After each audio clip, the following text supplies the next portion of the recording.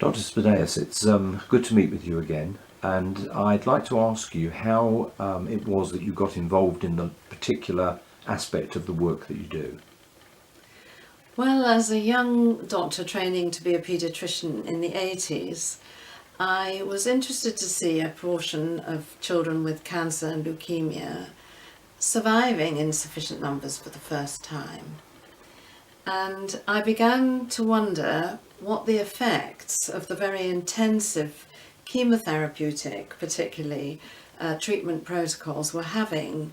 These are very toxic treatments, and I wondered what effects they might be having on the hormone system, particularly fertility, growth, but also on other organs in the body, the heart, the kidneys, hearing.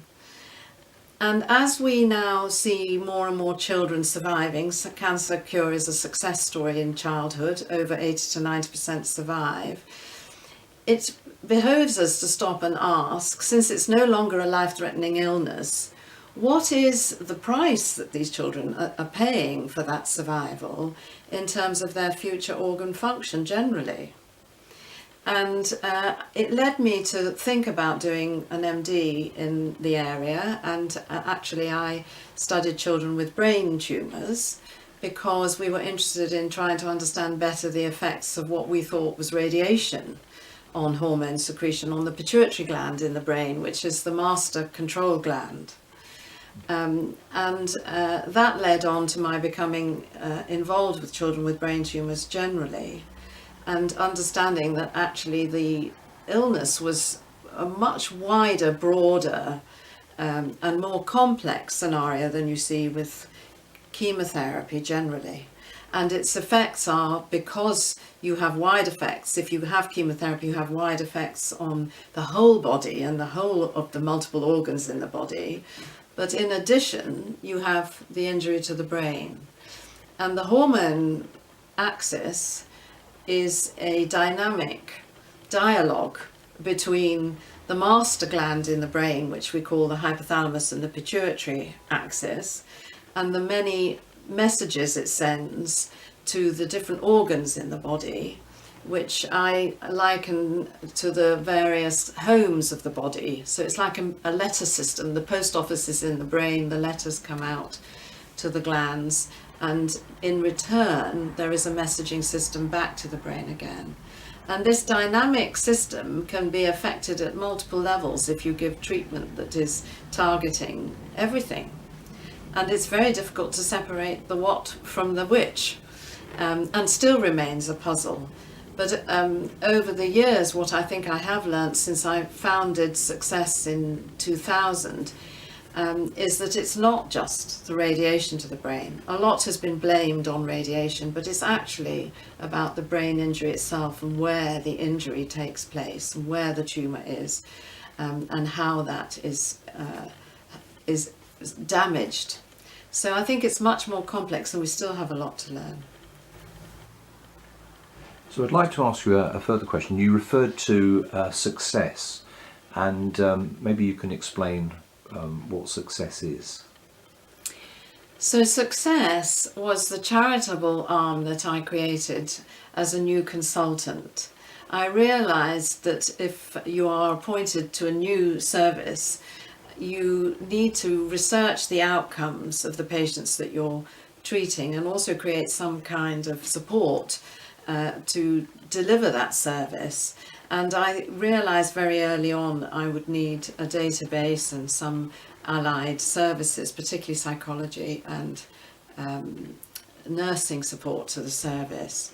So I created the small charity really to begin to help pump prime posts, and also to help young students, postgraduate doctors in the large majority, but also neuropsychology professionals, to come and research some of the quality of survival outcomes from our patients. And over the years we've been successful in undertaking 3 medical MSc projects and 1 neuropsychology MSc. And increasingly now, as of this year, we hope to have our first PhD student that Success has pump primed. And we've also pump primed 3 nurses and a psychologist to the service. So we are training and educating professionals in a field which is new and which increasingly is going to need a parallel in adult services which doesn't exist at present, and which we in paediatrics will need to showcase for the adult community and parallel. So these are new children in a new cohort that are becoming adults, and we need to create the services to support them. You made a comment to me with regards to the kind of funding that's available for certain areas of cancer, but that doesn't appear in the same way for children. Can you elaborate on that? So cancer, as you know, has been a Department of Health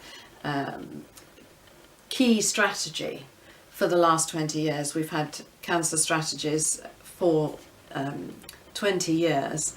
And although there has been some recognition that as we've got better at curing, there needs to also be some awareness of the aftermath of cure and survival, this hasn't been funded in the same way, and there is no real dedicated service funding to support those who have survived, even on the most broadest level, although late effects services are springing up, and they include children's and adult services.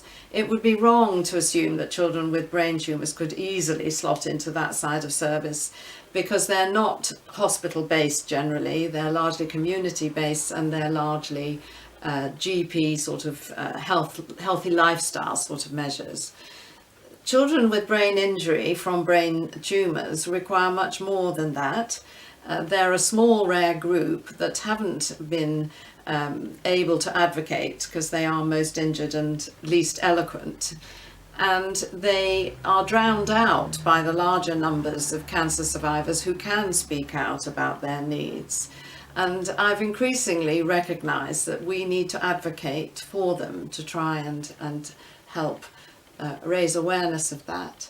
So something like 5 billion is spent every year from the NHS in curing cancer or in palliation, but there aren't dedicated services for rehabilitation.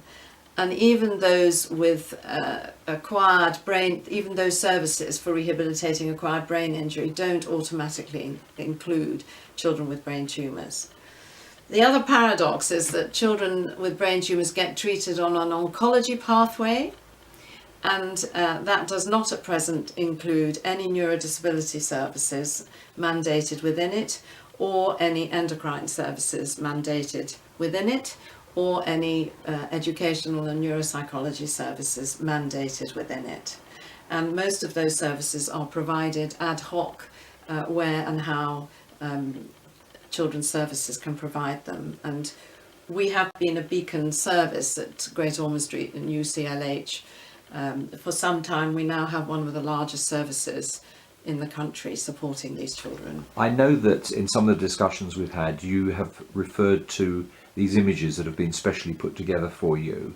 And maybe, I know we're going to look at them in more detail, but maybe you could just explain briefly how these are helping you in the work that you're doing today.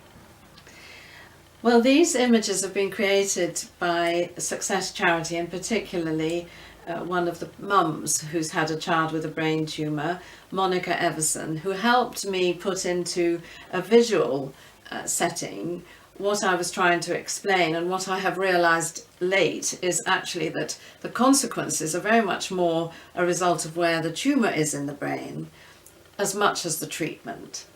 And the brain, of course, is a very complex organ, and we have really been slow to somehow explain that actually the result of the injury that you get because of the disease, and obviously how big that tumour is, and how many times the surgeon has to operate to remove it, how aggressive he has to be to get it all out, and whether it grows back again are actually very important factors in the injury that you get, and ones that have been largely ignored. We've concentrated on how we can modify the radiation to the head. But actually, where the tumour is, and if it's on the outside of the brain, it will have a scar and it will have a consequence. So the left side of the brain controls the right side of the body, and the right side of the brain controls the left side of the body in terms of motor functions. So an injury can cause a paralysis on those sides, but also the left side of our brain is our dominant logic brain, and the right side is our creative sensory brain. And it can explain why children have certain problems, either in behaviours or in learning or in speech and language, depending on which area is injured and scarred. And equally, the deep midbrain is where a lot of the visual and vital regulatory sort of mechanisms are ongoing, mechanisms that we take for granted. You know, why we sleep, why we wake, how we deal with stress, or our fight-flight mechanism, why we're hungry, why we're thirsty, even our temperature and blood pressure, and our fertility, our ability to breastfeed. These are all sort of mechanisms that we take for granted, and we don't fully appreciate how important they are to us. And they've been difficult to research because this area is very difficult to see on a scan. It's a tiny portion of the brain, and a lot of the hormone signalling is difficult to measure and difficult to understand. So we want to understand that better. But we have increasingly learnt that children with often low-grade tumours in the deep midbrain can have very severe behaviour disturbances and learning consequences. And paradoxically, they may not be evident until adolescence, when the hormones kick in. And as an endocrinologist, we do recognise that that's when your growth is at its peak, including the growth of your brain and the areas of the brain that determine emotion and personality. And if we don't help the brain readapt positively, then maladaptation occurs, and you can see very difficult and challenging behaviours emerge at adolescence. Wrongly assume it's the hormones, doctor. Of course the hormones are having an effect on the growth, but it's actually due to the consequence of a much earlier injury that hasn't been properly remediated.